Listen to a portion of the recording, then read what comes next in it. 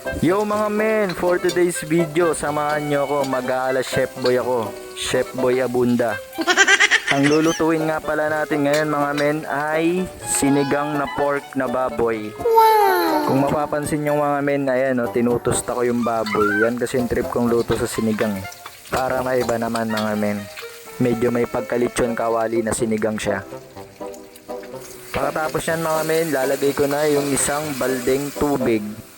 Kailangan namin dagdagan yung sabaw mga men kasi nagpapagatas yung aso namin. Dito mga men, ilalagay ko na yung sibuyas.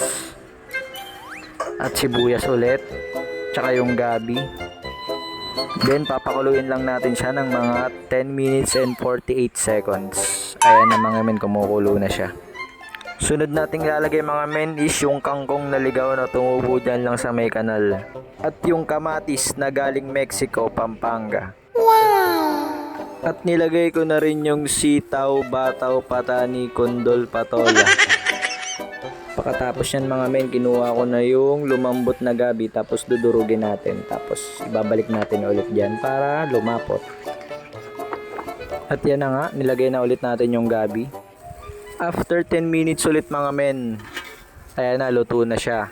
Try nga natin kung masarap. Ang init!